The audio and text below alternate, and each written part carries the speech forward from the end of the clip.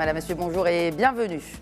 En matière de digital, le Maroc a réussi le pari d'être reconnu comme un pays hautement connecté. En témoignent les rapports de deux institutions de référence, en l'occurrence l'agence créative internationale We Are Social et Hootsuite, qui est une plateforme spécialisée dans les flux de différents réseaux sociaux et selon lesquels le taux de pénétration au Maroc est largement supérieur à la moyenne mondiale. Du coup, le Royaume est leader en Afrique.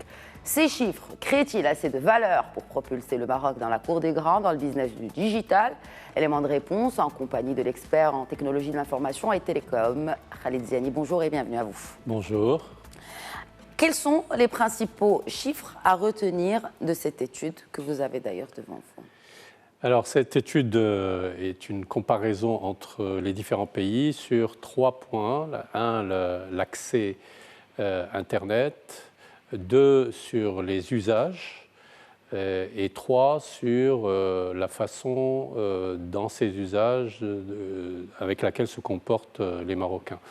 Donc, sur la première, les chiffres confirment d'ailleurs cette accessibilité et l'adoption très rapide par les Marocains de la partie Internet. Les chiffres confirment que les Marocains souscrivent à des abonnements mobiles pour accéder à Internet et essayent dans leurs usages d'utiliser l'accès aux réseaux sociaux qui n'est permis et l'accès à la voix via le canal Internet. Alors justement, vous avez parlé des réseaux sociaux et de la voix. Quel est le contenu aujourd'hui qui se distingue? Alors clairement, c'est WhatsApp qui est en premier. Et WhatsApp, nous sommes à une moyenne très élevée, largement au-dessus quasiment égale aux pays développés. Puisque le WhatsApp, nous avons atteint le chiffre de 81% de la population qui est connectée à WhatsApp en seulement 3 ans. Ce qui montre l'intérêt des Marocains pour ces outils de communication voix IP et qui ont beaucoup d'atouts, notamment la suppression du roaming. Alors, est-ce qu'aujourd'hui, on peut dire que les opérateurs télécoms sont adaptés à cette mutation vers cette nouvelle forme de voix par IP, comme vous l'expliquiez? Les opérateurs télécoms n'ont pas le choix. C'est une tendance de fond qui est mondiale et qui est connue dans tous les pays. Il y a eu d'abord la quasi maintenant disparition des SMS via ces outils, grâce au chat qu'offrent ces outils. Et la deuxième, c'est la disparition de la voix qui passera forcément vers la voix sur IP. De manière un peu plus continentale à présent, Khalid Ziani, les pays africains figurent parmi les 10 derniers pays, toujours selon l'étude qui nous intéresse, n'est-ce pas, aujourd'hui, les 10 derniers pays en termes de pénétration des médias sociaux, et dans un certain nombre d'entre eux, il y a une baisse de l'utilisation des réseaux sociaux sur les 12 derniers mois. Pourquoi, selon vous? Alors, dans certains pays africains, il y a des raisons de guerre ou de conflits qui font que tout se détériore, même la connectivité, même l'accès Internet. Les populations reviennent à des situations de survie. Et pour eux, la partie connectivité est un nice to have. Donc, c'est un luxe auquel ils ne peuvent pas accéder. C'est surtout dans ces pays-là où ça régresse. Mais dans tous les autres pays, ça augmente.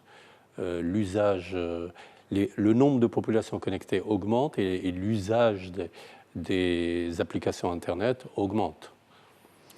Est-ce que ça a un impact, que ce soit pour les pays africains ou pour le Maroc, sur le secteur des IT, cette connexion et cette hausse justement de connexion des populations? Quel impact concret aujourd'hui?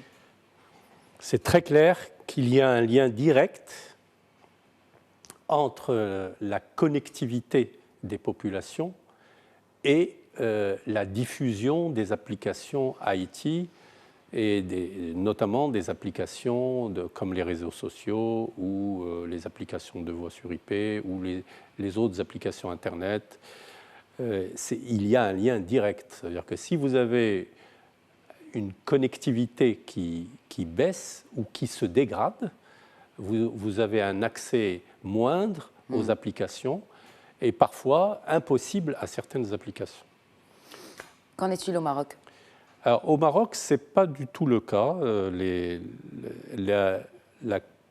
La partie infrastructure télécom permet encore une accessibilité à des applications, mais nous avons actuellement, par exemple, la pression de l'IPTV qui consomme beaucoup de bandes passantes et qui est en train d'être adoptée et qui est en train de remplacer le satellite.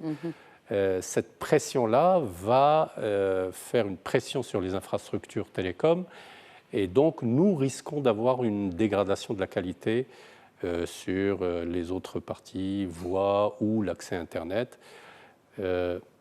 Jusqu'à présent, on peut estimer que nous avons encore un peu de marge, mais néanmoins dans ce secteur, c'est un secteur où on doit anticiper très longtemps à l'avance quand il s'agit d'infrastructures. Ça veut dire que nous devons prendre dès maintenant des mesures de manière à ce que nos investissements dans les infrastructures soient les plus efficaces possibles pour faire face à cette arrivée de l'usage d'Internet qui requiert des bandes passantes très élevées. Donc je rappelle, toute la télévision passe sur IP. Vous avez les objets connectés qui passent, la révolution des objets connectés qui passe totalement sur IP. Vous avez les accès aux services publics qui transitent totalement vers Internet.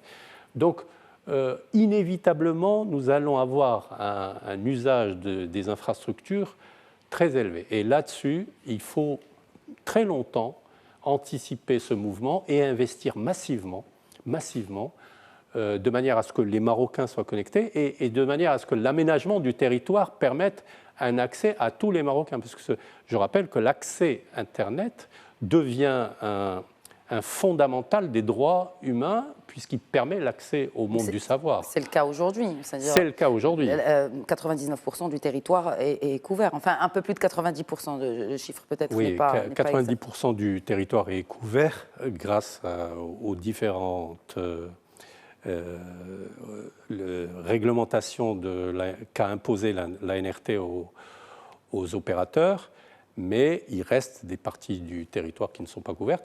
Et le type de couverture, il ne s'agit plus de donner un simple accès à Internet, il s'agit de donner un accès à Internet à un débit suffisant pour permettre l'accès à certaines applications. C'est ça l'enjeu. Et là, on a beaucoup de pain sur la planche. Et la 5G, du coup, vu qu'on parle de connexion et de rapidité de... Voilà, alors la 5G... Est-ce que c'est pour bientôt, selon vous? Oui, il y a déjà certains opérateurs qui préparent la 5G. Mais on va être confronté pour la 5G à un problème de capacité d'investissement.